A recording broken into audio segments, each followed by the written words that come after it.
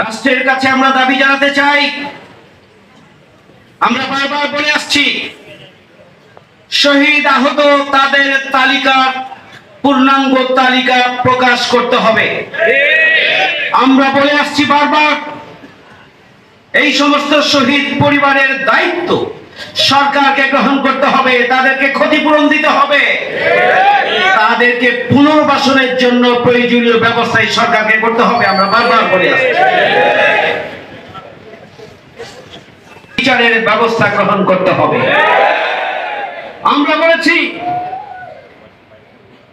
তাদেরকে সরকারের যে আইন রয়েছে প্রয়োজনে সে আইন সংস্কার করে হলো তাদের বিচারের ব্যবস্থা গ্রহণ করতে হবে। ইতিমধ্যে বর্তমান সরকার ট্রাইব্যুনালে তাদের বিচার করবেন সেটি ঘোষণা দিয়েছে।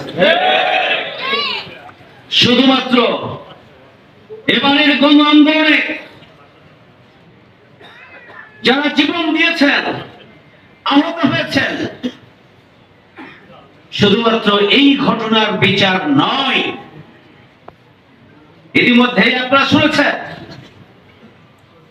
এই সরকার আওয়ামী লীগ এই 16 বছরে গুম, খুন, রাহাজানি, হত্যা, লুণ্ঠন, চাঁদাবাজি, ব্যাংক নোট সহ দুর্নীতি সহ যত অঘটন ঘটিয়েছেন, মানুষের অধিকার নষ্ট করেছেন, প্রতিটি ঘটনার পুঙ্খানুপুঙ্খ রূপে তদন্ত করে তার বিচারের আওতায় আনতে হবে। আলেম ওলামাদের হেফাজতে ইসলামের নামে যে সমাবেশ ছিল সেখানে গণহত্যা চালানো হয়েছিল, তার বিচার করতে হবে।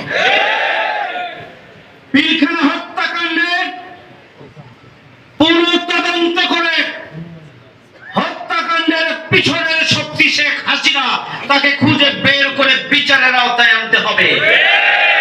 আল্লামা দেওয়ান হোসেন সাইদি সাহেবের সহ আমাদের নেতৃবৃন্দকে ফাঁসি দেওয়া হয়েছে অন্যায়ভাবে মিথ্যা মামলা দিয়ে ট্রাইব্যুনাল গঠন করে।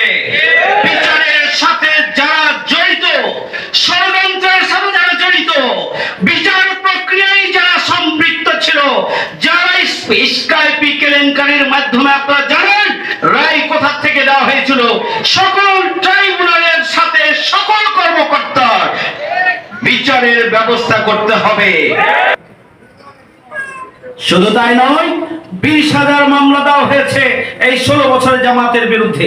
লক্ষ লক্ষ জামাত শিবিরের নেতা কর্মী, সুধী শুভাকাঙ্ক্ষীকে মিথ্যা মামলা দেওয়া হয়েছে এবং বারবার তাদেরকে কারাবরণ করতে হয়েছে। রিমান্ড, জুলুম, নির্যাতন, নিষ্পেষণের মাধ্যমে জামাত ইসলামী এবং ইসলামী ছাত্র শিবিরের নেতা কর্মীদেরকে বিপর্যস্ত করে ফেলার জন্য চেষ্টা করা হয়েছে। জামাতের নিবন্ধন বাতিল করা হয়েছে।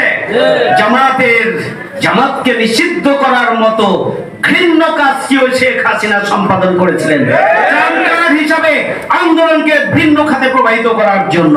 সেগুলোর বিচার করতে হবে।